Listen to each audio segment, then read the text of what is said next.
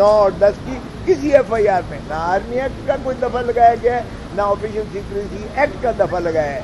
حد سے بے جا میں رکھا جا رہا ہے. عمران ریاض کا خصوصی بات ہوا اور انہوں نے کہا عمران ریاض ہمارے پاس نہیں ہے. تو یہ آپ کے لیے خوشخبری ہے. انشاءاللہ اللہ نے چاہا تو آج سپریم کورٹ کی ہدایت پر اٹارنی جنرل یہ کوئی کاوش کر کے یہ عمران ریاض کو مخلصی ملے گی. کوئی گنجائش نہیں ہے کسی کی چادر اور چار دیواری کو پامال کرنا, کسی کو اغوا کرنا, کسی کو ہراساں کرنا, بلیک میل کرنا, بھتہ لینا. اس کی کوئی قانون میں آئین میں گنجائش نہیں. آپ ہمارے پاس آئیں, ہم آپ کی نالش کریں گے تاکہ یہ عید عمران ریاض اپنے گھر میں بال بچوں اور خانوادے کے ساتھ گزار سکے. یہ عید آیا چاہتی ہے. آپ ان کو کس لیے جو ہے یہ پبلک نہیں کرتے تاکہ ان کے خانوادے کو پتہ چلے کم از کم. تو اٹارنی جنرل نے کہا کہ فون پر ان کو ایک کر کے اپنے کسی عزیز سے, کسی رشتہ دار سے ان کو بات کروائی جائے گی.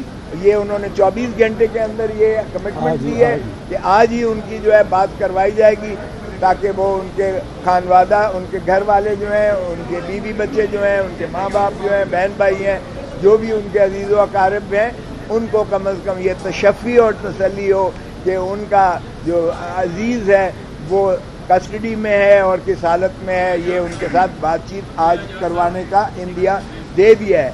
اور اس کے بعد انہوں نے جب یہ کہا کہ جی ان کی تو کتابیں بھی انہوں نے کہا کہ فراہم کر دی جائیں گے. فروٹ اگر ان کو دینا چاہیں تو وہ دے دیے جائیں گے. کھانے پر انہوں نے کہا کہ وہ جو ہے ظاہر ہے کہ اس کا جو ہے وہ کیا کرتے ہیں اس کا جو ہے چونکہ فوڈ کا وہ تجزیہ کرنا مقصود ہوتا ہے تو پھر اس پر کافی وہ ہوا کہ جی ان کو بہتر کھانا دیا جا رہا ہے جو عام جیلوں میں, عام پولیس کسٹڈی میں ہوتا ہے, اس سے بہتر کھانا دیا جا رہا ہے. تو یہ میں نے بعد میں اٹھ کے میں نے کہا جی میں بطور گورنر اور بطور اٹارنی جنرل میں دیکھ چکا ہوں. آرمی کسٹڈی کو بھی میں نے دیکھی ہیں جیلیں, اور میں نے معائنہ کیا ہے عام پولیس جیلوں کا بھی معائنہ کیا ہے. لیکن میں اس لیے اس پر کوئی اور بات نہیں کروں گا کیونکہ یہ ریاستی آداب کے منافی ہوتا ہے, سو میں اس میں نہیں جاؤں گا. لیکن ان 25 کروڑ عوام کا جو اس وقت تجسس ہے, خدا را اس کو سیٹ ایٹ ریسٹ کریں. تو جج صاحب نے باہر کیا اس پر انہوں نے کہا ہے. ہم نے آگے استدلال یہ کی اور میں نے دکھایا سی ایم اے جو ریکارڈ پر ہے اس کے صفحہ نمبر 20 پر 3 سالوں میں یہ انٹرنیشنل کورٹ آف جسٹس کا رپورٹ ہے, آفیشیل سرکاری رپورٹ ہے. پاکستان کی ملٹری کورٹ 3 سال میں 2015 سے 18 تک 3 سال میں 646 مقدمات کا جو ہے سنا اور فیصلے کیے. 646 میں سے 645 کو سزا ہوئی. 645 کو سزا ہوئی. وہ پتہ نہیں ایک بھی مر گیا تھا یا کیا ہوا تھا. باہر کیا 100% سمجھے تو 99.9% کا اقبال جرم پر سزا تھی, کنفیشن پر سزا تھی. اب آپ اندازہ کریں اس میں سزائے موت بھی تھی ان لوگوں کو.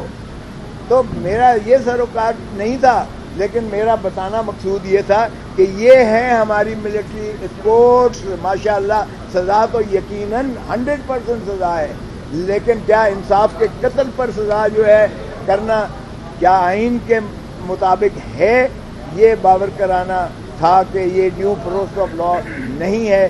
اس لیے ہم سویلین عدالتوں کا جو ہے تقاضا بھی کر رہے تھے, اور آرمی کے جہاں تک پرسنل ہیں ہم نے بڑے واضح کہا کہ وہ ان کا ٹرائل بھلے آرمی ایکٹ اور اپنے اندر اپنے جو ہے جو ان کا ان بلٹ میکنزم ہے اس کے تحت, چاہے وہ ان کے جو ہے ڈسپلنری معاملات ہیں یا کرمنل معاملات ہیں, آرمی پرسنل ہمارا کوئی اس پٹیشن میں سروکار نہیں ہے.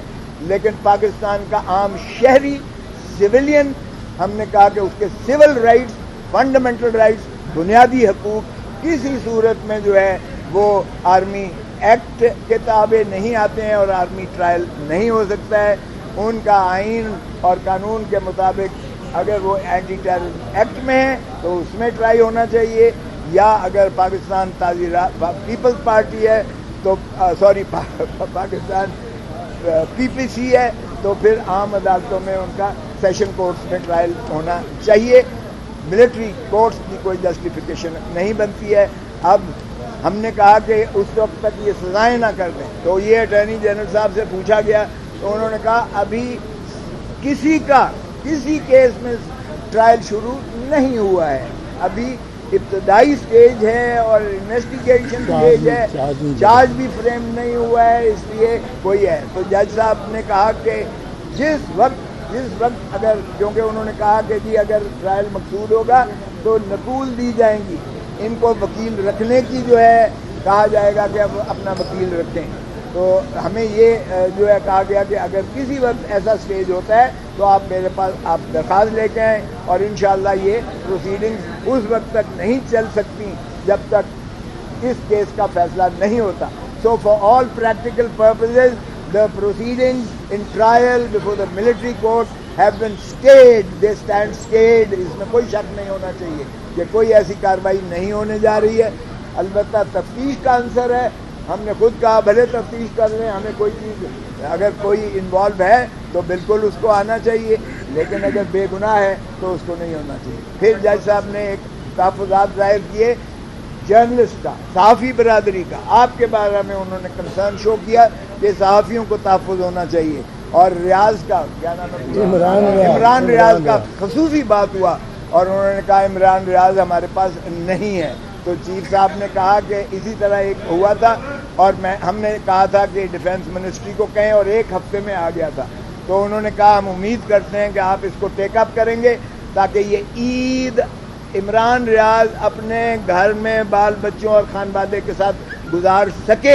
تو یہ آپ کے لیے خوشخبری ہے. انشاءاللہ اللہ نے چاہا تو آج سپریم کورٹ کی ہدایت پر اٹارنی جنرل یہ کوئی کاوش کر کے یہ عمران ریاض کو مخلصی ملے گی. دوسری بات ہوئی کہ عورتوں کو 39 عورتیں انہوں نے کہا ہماری کسٹڈی میں ہیں. عورتوں کے لیے, بچوں کے لیے اور پاکستان کے عوام کے لیے کسی کے لیے بھی یہ ہراساں نہ کیا جائے اور ان کے لیے یہ تنگی نہ کی جائے. اور میں اپنے بارے میں آخری کہوں گا کہ وکیلوں کے بارے میں بھی جج صاحب نے یہ کہا کہ جہاں تک وکلاء کا تعلق ہے ان کو بھی تحفظ دینا ریاست کا فرض ہے. اور 2 نام لیے میرے علاوہ بھی, ان کے نام بھی لیے, اور ان کی حد تک انہوں نے کہا کہ ان کو بھی تحفظ دیجیے گا.